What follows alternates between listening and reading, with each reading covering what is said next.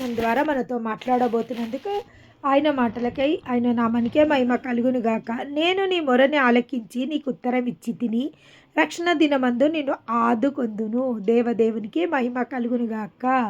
నేను నీ మొరని ఆలకించి నీకు ఉత్తరం ఇచ్చి తిని, ఉత్తరం ఇస్తా అంటుండా, ఇక్కడ ఉత్తరం ఇచ్చి తిని. ఆల్రెడీ నేను ఉత్తరం ఇచ్చేసిన. ఎందుకు నేను ఉత్తరం ఇచ్చేసిన అంటే మొదటి భాగం నుంచి చదువుదాము. యెహోవా ఇలాగ సెలవిచ్చుచున్నాడు. ఎవరు మాట్లాడుతుండ్రు ఈ మాటలు? నేను ఎప్పుడు చెప్తా, యెహోవా ఇలాగ సెలవిచ్చుచున్నాడు. ఇది యెహోవా వాక్కు అంటే దేవదేవుడే మాట్లాడుతున్నట్టు. దేవదేవుడు ఏమంటుండు? యెహోవా ఇలాగ సెలవిచ్చుచున్నాడు. ఈ సమయంలో దేవదేవుడు మనందరితో ఈ మాటలు మాట్లాడుతుండు. ఏమంటుండంటే, అనుకూల సమయమందు నేను నీ మొరని ఆలకించి నీకు ఉత్తరం ఇచ్చి తిని. ఏ సమయంలో అయితే నువ్వు నాతో మొర పెడుతున్నావో అది అనుకూల సమయము. దేవదేవునికి మహిమ కలుగును గాక. సాయంకాలము నైవేద్యమును వలె మన చేతులెత్తి మనము దేవదేవుని సన్నిధిలో మనము మొరపెడుతున్న ప్రతి మొరని ఆ దేవదేవుడు ఆలకించి ఆలకించి నీకు ఉత్తరము ఇచ్చే దేవదేవునికి ఉత్తరం ఇవ్వబోతుండు, ఇచ్చి ఉన్నాడు. ఆ దేవదేవునికి మహిమ కలుగును గాక. అవును, అసమయమందు మనం ప్రార్థన చేస్తుంటాం. కొన్నిసార్లు ఎడతెగక ప్రార్థన చేస్తుంటాం. కొన్నిసార్లు ఏమో మనకు ప్రార్థించాలంటే ఇష్టం అనిపించదు, కానీ కొన్నిసార్లు ఏం చేస్తుంటాం అంటే ఎడతెగక ప్రార్థిస్తున్నాం. అసమయమందు రాత్రి గుర్తుకొచ్చినప్పుడు కొన్నిసార్లు ప్రార్థన చేస్తుంటాం, పొద్దున ప్రార్థన చేస్తుంటాం, మధ్యాహ్నం ప్రార్థన చేస్తుంటాం. చాలామంది అంటారు, ఏంది ఇంతగానే ప్రార్థన చేస్తున్నావు, ఏంది పిచ్చి పట్టిన దాంట్లోకి ఎందుకు ఇట్లా ప్రార్థన చేస్తున్నావు అని అంటారు. అప్పుడు మనకు ఆ యొక్క సమయంలో ఈ సమయంలో చెయ్యాలి, ఆ సమయంలో చెయ్యొద్దు, ఈ సమయంలో చేస్తే మంచిది, ఆ సమయంలో చెయ్యొద్దు అన్నది ఏముండదు. దేవుడు ఏమంటుండంటే అనుకూల సమయమందు ఒక సమయంని దేవుడు మన కోసం అనుకూలపరిచిండంట. హన్నా చూడండి, షిలోహం అనే దేవాలయంకి ఏటేటా వెళ్తుంది, బలులు అర్పించడానికి ఏటేటా వెళ్తుంది. ఇంచుమించు ఒక 10 సంవత్సరాల నుంచి వెళ్తుందో 12 సంవత్సరాల నుంచి వెళ్తుందో లేఖనంలో రాయబడింది. ఏటేటా క్రమం తప్పకుండా ఆమె ఏటేటా వెళ్తుంది. దేవుని సన్నిధిలో ఆమె మొరపెట్టి వస్తుంది. కానీ ఒకానొక సమయము, అది అనుకూల సమయము. ఆ అనుకూల సమయమందు అన్న మొరపెట్టడం జరిగింది. ఆ యొక్క షిలోహంలో నా దేవుడు కరుణించడం జరిగింది. ఆ యొక్క దేవదేవుడు ఏలీ ద్వారా ఒక వర్తమానము తనకు పంపించడం జరిగింది. అమ్మా, దేని విషయం అయితే నువ్వు కలవరపడుతున్నావో, దేని విషయం అయితే నువ్వు చింతిస్తున్నావో, దేని విషయం అయితే ఈ మనోదుఃఖంని నువ్వు సలుపుతున్నావో అది నిశ్చయంగా నెరవేర్చబోతుంది. దేవదేవునికి మహిమ కలుగును కాక. అది నిశ్చయంగా నెరవేర్చబడుతుందని ఎప్పుడైతే ఏలీ ద్వారా ఆ యొక్క వర్తమానం ఆమెకు వస్తుందో, ఆ యొక్క ప్రవచనం ఆమెకు వస్తుందో, ఆ యొక్క మాట దేవుని సన్నిధి నుంచి ఆమెకు రావడం జరుగుతుందో, నిశ్చయంగా దేవుడు రాయబడింది. ఆ దేవదేవుడు ఆ యొక్క రాత్రి ఎల్కానాను హన్నాను జ్ఞాపకం చేసుకొనెను, వారిని దర్శించను, జ్ఞాపకం చేసుకొనును. అంటే అనుకూల సమయంలో ఆమె పెట్టిన మొర దేవదేవుడు ఆలకించిండు. అన్ని సంవత్సరాల నుంచి జరగని ఆ కార్యము ఆ యొక్క సమయంలో జరగడం జరిగింది. దేవదేవునికి మహిమ కలుగును గాక. కొన్నిసార్లు ప్రతి విషయానికి దేవుడు ఒక సమయాన్ని నిర్దేశిస్తాడు. మన దీవెనలకు కూడా ఒక సమయం ఉంది. అవును, మన యొక్క హెచ్చింపుకు ఒక సమయం ఉంది. అదేవిధంగా మన యొక్క ప్రతి ఒక్క స్థితికి ఒక సమయం ఉంది. సమయమందు వాటి పనులు నిశ్చయంగా నెరవేర్చబడతాయి. అవును, చులాలకు ఒక సమయం ఉంది. 9 నెలల వరకు ఆమె ఏమి చేయలేదు. బిడ్డ ఈ లోకంలోకి రావాలనుకున్నా కానీ ఆమె తీసుకురాలేదు, దేవుడు ఆజ్ఞ ఇయ్యలేడు. కానీ ఒకానొక సమయం వస్తుంది, ఆ యొక్క 9వ మాసమున నిశ్చయంగా ఆ యొక్క బిడ్డ ఈ లోకంలోకి రావడం జరుగుతుంది. దేవదేవునికి మహిమ కలుగును గాక. ఇంకా ఏమంటుండంటే, రక్షణ దినమందు నిన్ను ఆదుకొందును, బయలు వెల్లుడి అని బంధింపబడి వారితో బయటికి రండి అని ఎవరితో మాట్లాడుతుంది ఈరోజు? ఇది ముందే నేను చెప్పిన, ఇది యెహోవా వాక్కు. యెహోవా ఇలాగా సెలవిచ్చుచున్నాడు. ఇది దేవుడు మాట్లాడుతున్న మాటలు. ఏమంటుండంటే, మొట్టమొదటిగా బయలు వెల్లుడి అని బంధింపబడి వారితో మొట్టమొదట ఆయన ఉత్తరం ఇస్తా. నీ మొరని నేను ఆలకించి నీకు ఉత్తరం ఇవ్వబోతున్నాను మొదట చెప్పిండు. రెండోది ఏమంటుండంటే బయలు వెల్లుడి అని బంధింపబడి వారితో బయటికి రండి అని బంధింపబడి వారిని ఆయన పిలవడం జరుగుతుంది. దేవునికి మహిమ కలుగును కాక. ఈరోజు ఏ బంధకాలలో ఉన్నామో, మనం అప్పులనే బంధకాలలో ఉన్నామా, రోగం అనే బంధకాలలో ఉన్నామా, అవమానం అనే బంధకాలలో ఉన్నామా, నిందలనే బంధకాలలో ఉన్నామా, లేకుండా మన వాళ్ళే మనని ద్వేషిస్తుండనే బంధకాలలో ఉన్నామా, నిరుద్యోగం అనే బంధకాలలో ఉన్నామా, అవివాహితం అనే బంధకాలలో ఉన్నామా, ఏ బంధకాలలో ఈరోజు మనము బంధకాలలో బందీ అయి ఉన్నామో దేవుడు ఏమంటుండంటే బయలు వెల్లుడి, బయటికి రండి అని దేవుడు బంధింపబడి వారితో చెప్తుండు. బయలు వెల్లుడిగా సమయం అయిపోయిందిగా, రండ్రిగా బయటికి రండ్రిగా, యొక్క బంధకాలలో నుంచి మీరు బయటికి రండ్రి అని దేవుడు చెప్పడం జరుగుతుంది. ఇంకేమంటుండంటే దేశమును చక్కపరచు, పాడైన స్వాస్థములను పంచిపెట్టుటకై నిన్ను కాపాడు ప్రజలకు నిబంధనగా నియమించి తిని.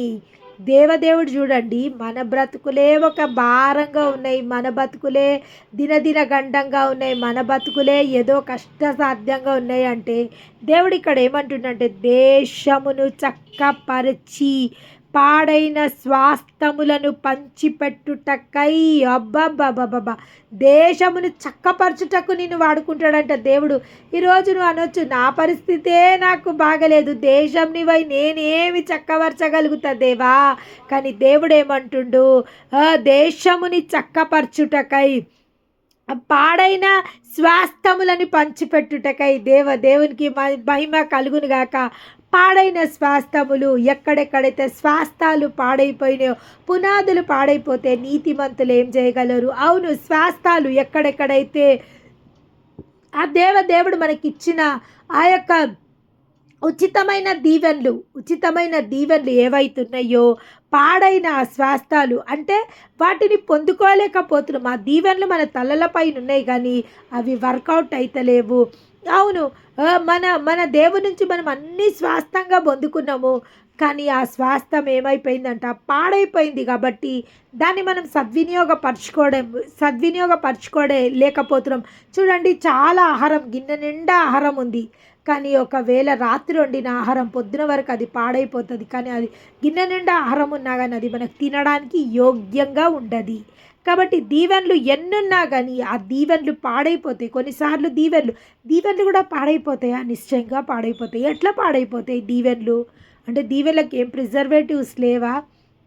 మామూలుగా పచ్చళ్ళు పాడు కావద్దంటే అందులో ఆవపిండి మరి ఇంకా మెంతుపిండి వేస్తారు, ఎందుకంటే అవి ప్రిజర్వేటివ్గా. మళ్ళీ బాగా ఉప్పు వేస్తారు. ఉప్పు is a preservative, salt is a preservative.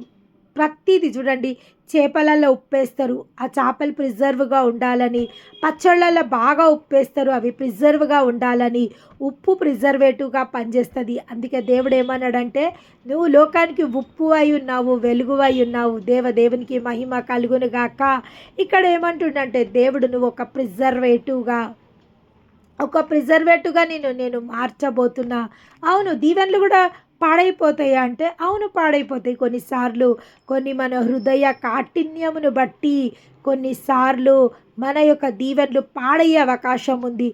కొన్నిసార్లు మనలో ఉన్న ఈర్ష్య ద్వేషాల వల్ల మన యొక్క దీవెనలు పాడైపోతాయి, లేదా మనలో ఉన్న పగ ప్రతీకారం వల్ల మన దీవెనలు పాడైపోతాయి, లేదా మన బలహీనతల వల్ల మన దీవెనలు పాడైపోతాయి.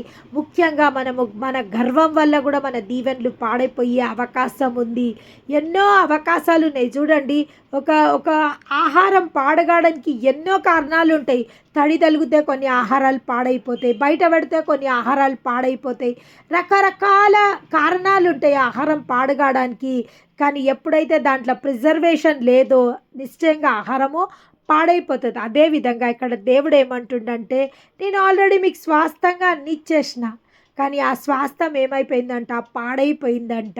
అది పనికి రాకుండా అయిపోయింది. అన్ని దీవెనలు మన తలలపైన ఉన్నాయి, కానీ ఆ దీవెనలు ఈరోజు మనకు పనికి వస్తలేవు. లేవా? నిజంగా ఈ వాగ్దానాలన్నీ అవును, ఆమెన్.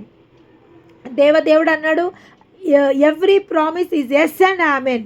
పరిశుద్ధ గ్రంథంలో ఉన్న ప్రతి ఒక్క వాగ్దానము అవును ఆమె నన్ను దేవుడే అన్నాడు. కాబట్టి ఇక్కడ చూడండి, పాడైపోయిన స్వాస్థ్యమును పంచిపెట్టుటకు, ఏ స్వాస్థ్యము ఏ దీవెనలైతే మనము పాడైపోయి ఉన్నాయో ఆ పాడైపోయిన దీవెనలనే బాగు చేసి, ఆ దీవెనలు నీకే కాదు నువ్వు అనేకులకు పంచిపెట్టే దానిగా నేను నిన్ను నియమింపబోతున్నాను. దేవుడు ఈరోజు మనతో పలుకుతుండు. నిజంగా మన బతికే మనకు భారంగా, బాధగా, వేదనగా ఈరోజు మన బతికే మనకుంటే దేవుడు ఏమంటుండంటే అనేకుల బతుకులని బాగు చేసే దానిగా నేను చెయ్యబోతున్నా. దేవునికి మహిమ కలుగును గాక. చూడండి, మన పట్ల మనకున్న తలంపులు, మన పట్ల మనకున్న ఆలోచనలు కన్నా దేవునికి మన పట్లున్న ఆలోచనలు, దేవునికి మన పట్లున్న తలంపులు ఎంతో గొప్పవి.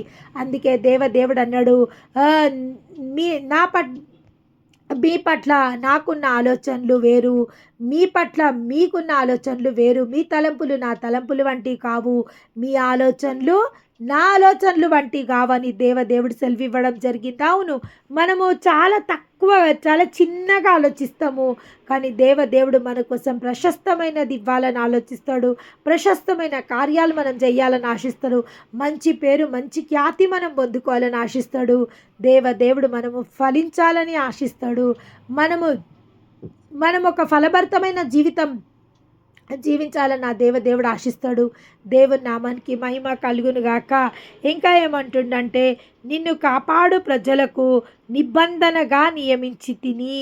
అవును, నిన్ను కాపాడు ప్రజలకు నిబంధనగా. Yes, you will be the promise to the others. నువ్వు ఒక సాదృశ్యంగా అనేకులకు నువ్వు ఉండబోతున్నావు. దేవునికి మహిమ కలుగును. నువ్వు ఒక సాదృశ్యంగా అనేకులకు ఉండబోతున్నావు. దేవుడు ఈరోజు నీకే సాక్ష్యం లేదా? ఈరోజు నీకే ప్రజల మధ్యలో గుర్తింపు లేదా? ఈరోజు నీకే ఒక మంచి పేరు లేదా? ఈరోజు నీకే ఒక ఖ్యాతి లేదా? కానీ దేవుడు ఏమంటుండంటే, నిన్ను కాపాడు ప్రజలకు నిబంధనగా నిన్ను నియమిస్తా. వాళ్ళకొక నిబంధనగా, వాళ్ళకొక సాదృశ్యంగా నేను నిలపబోతున్నా. వారికి ఒక నిబంధనగా, ఒక గుర్తుగా నిన్ను నియమింపబోతున్నా. అవును, నువ్వు దీవింపబడితే నిన్ను బట్టి అనేకులు దీవింపబడేటట్టు, అనేక ప్రజలకు నువ్వు నిబంధనగా ఉండబోతుంది. You will be the promise to the others. దేవునికి మహిమ కలుగును గాక. అవును, నువ్వు ఒక నిబంధనగా ఉండబోతున్నావు ప్రజలకు. అంటే ఒక ప్రామిస్ చూడండి, దేవుని నుంచి ఒక ప్రామిస్ వస్తే ఆ యొక్క ప్రామిస్ నిశ్చయంగా నెరవేర్చే బాధ్యత దేవుడిది. ఆ యొక్క దీవెన మనలో ఫలింపజేసే బాధ్యత దేవుంది. అదేవిధంగా నువ్వు అనేకులకు దీవెనకరంగా ఉండబోతున్నావు. నువ్వు ఎవరి జీవితాలలో ఇన్వాల్వ్ అయితే వాళ్ళ జీవితాలను ఫలభరితంగా చేయబోతున్నావు. దేవునికి మహిమ కలుగును గాక. ఇంతకన్నా గొప్ప భాగ్యం మనకేమనుందా? ఈరోజు మన స్థితిని చూసి మనం కృంగిపోతున్నామేమో, మన పరిస్థితులను చూసి మనం కృంగిపోతున్నామేమో. అవును, నా జీవితంలో ఏ మేలు జరుగుతలేదు, నేను ఎక్కడేస్తున్నది అక్కడనే ఉంటున్నా. ఒక సంవత్సరం అయిపోయింది, ఇంకొక నూతన సంవత్సరంలోకి మేము ప్రవేశించబోతున్నాము. మా స్థితి మారలేదు, మా పరిస్థితి మారలేదు, మా గతి మారలేదు అని ఎవరెవరైతే వాపోతుండ్రో వారందరితో దేవుడు ఈరోజు మాట్లాడుతున్న మాట లేదంటే, ఈరోజు వారికి ప్రతి ఒక్కరికి దేవుడిస్తున్న వాగ్దానం లేదంటే, నిశ్చయంగా అనుకూల సమయమందు నేను నీకు ఉత్తరం ఇస్తా. Yes, I'm ready. నీకు ఉత్తరం ఇవ్వడానికి నేను రెడీగా ఉన్నా. ఇంకా రక్షణ దినమందు నేను నిన్ను ఆదుకోబోతున్నా. ఇంకా ఏమంటుండంటే, బయటికి రండి, బంధకాలలో ఉన్నవారిని, చీకటిలో ఉన్నవారిని దేవుడు చీకటిలోనున్న వారితో చెప్పు, బయటికి రమ్మని. నిన్ను ఏ విధంగా చేయబోతుండంటే, ఈరోజు నీ బతికే భారంగా ఉందంటే నిన్ను బట్టి చీకట్లో ఉన్న వారిని దేవుడు బయటికి తీసుకురాబోతుండు. దేవుని నామానికి మహిమ కలుగును గాక. అవును, పాడైపోయిన స్వాస్థాలని బాగు చేయడానికి, ఈరోజు నా బతికే పాడైపోయింది అనుకుంటున్నావా? పాడైపోయిన బతుకులని బాగు చేయడానికి దేవుడు మిమ్మల్ని వాడుకోబోతుండు. దేవుని నామానికి మహిమ కలుగును గాక. ఇంకా ప్రజలకు ఒక నిబంధనగా నిన్ను నియమించబోతుండు. దేవునికి మహిమ కలుగును గాక. ఇంతకన్నా గొప్ప భాగ్యము దేవుడిలో ఇంకా ఎవరికనుందా? ఎంత ధనవంతులకు లేని భాగ్యము, పండితులకు లేని భాగ్యము, లేదా లేదా ఎక్కువ ఎడ్యుకేటెడ్స్‌కి లేని భాగ్యము దేవుని ఆశ్రయించడం వల్ల ఫ్రేమ్ ఎవ్రీథింగ్ నీకొస్తాయి అని ఇక్కడ దేవుడు చెప్తుండు. ఏమని చెప్తుండంటే నువ్వు అనేకులకు నువ్వు ఏ విధంగా ఉంటావంటే అనేకులకు నువ్వు వెలుగుగా ఉండబోతున్నావు. చీకటిని తొలగించే దానిగా ఉండబోతున్నావు. అనేక పాడైపోయిన స్వాస్థాలని నువ్వు బాగు చేసే దానిగా ఉండబోతున్నావు. అదేవిధంగా ప్రజలకు ఒక నిబంధనగా నువ్వు ఉండబోతున్నావు. దేవునికి మహిమ కలుగును గాక. అంటే ఎట్ లాస్ట్ అన్నిటికీ కంక్లూజన్ ఏంటంటే దేవుని చేతుల్లో బలమైన ఒక సాధనంగా దేవుడు మనని వాడుకోవాలని ఆశిస్తుండు. దేవుని నామానికి మహిమ కలుగును గాక. దుఃఖాక్రాంతులను ఓదార్చుటకు, భారభరితమైన ఆత్మలకు స్తుతి వస్త్రం అలంకరించుటకు, బంధకాలలో ఉన్న వారిని విడిపించుటకు దేవుడు నిన్ను వాడుకోవాలా, నిన్ను నియమించుకోవాలని ఆ దేవుని యొక్క ఆశ ఆకాంక్ష అయ్యున్నది. దేవుని నామానికి మహిమ కలుగును గాక. దేవుడు మిమ్మల్ని బట్టి ఆశించేది ఏంది అంటే దేవుడు ఏమంటుండంటే అనేకులని నువ్వు విడిపించే దుర్మార్గుల కట్టిన కట్లను విప్పుటయు, కాడిమాను మేకులను తీయుటయు, బంధింపబడి వారిని విడిపించుటయు, ప్రతి కాడిని విరగ్గొట్టుటయు నేను ఏర్పరచుకున్న ఉపవాసం కదా. దేవునికి మహిమ కలుగును గాక. ఆయన ఇష్టమైన ఉపవాసం అంట. చీకట్లో ఉన్న వారిని మనం విడిపించటే కాడులు మోస్తుండు. శాపం అనే కాడుల కింద మోస్తున్న వారిని విడిపించుటకు తరతరాల నుంచి, కొంతమంది తరతరాల నుంచి వ్యాధులనే కాడులు మోస్తుండ్రు, కొంతమంది తరతరాల నుంచి దరిద్రం అనే కాడి మోస్తుండ్రు, కొంతమంది తరతరాల నుంచి ఫెయిల్యూర్ అనే కాడిని మోస్తుండ్రు, లేదా కొంతమంది తరతరాల నుంచి అకాల మరణం అనే కాడులు మోస్తుండ్రు. అనేక రకమైన కాడులని ప్రజలు మోస్తుండ్రు. వాళ్ళని విడిపించదానిగా నువ్వు ఉండాలని దేవుని యొక్క చిత్తం అయ్యింది. ఇంకా ఏమంటుండంటే బంధింపబడి వారిని విడిపించేదానిగా నువ్వు ఉండాలి. అనేక బంధకాలలో, రోగం అనే బంధకాలలో, లేదా వ్యసనాలనే బంధకాలలో, లేదా పాపం అనే బంధకాలలో ఉన్నవారిని విడిపించదానిగా నువ్వు ఉండాలని దేవుని యొక్క చిత్తం అయ్యింది. ఇంకా దుర్మార్గులు కట్టిన కట్లను విప్పాలా, చేతబళ్ళు, మాంత్రిక తాంత్రిక శక్తులని లయపరిచేదానిగా నువ్వు ఉండాలని దేవుని యొక్క చిత్తం అయ్యింది. ఇంకా ఏమంటుండు, ప్రతి కాడిని విరగ్గొట్టేదానిగా నువ్వు ఉండాలి. ఇదే కదా నేను ఏర్పరచుకున్న ఉపవాసము, ఇదే కదా నువ్వు నాకు చేయగలిగింది, ఇదే కదా నువ్వు నాకు ఇవ్వగలిగింది. ఏషియా 58లో దేవుడు ఈ విధంగా సెలవిస్తుండు. ఇక్కడ 49లో కూడా అదే మాటలు దేవుడు సెలవిస్తుండు. అనుకూల సమయమందు నేను నీ మొరని ఆలకించి ఉన్నాను. దేవునికి మహిమ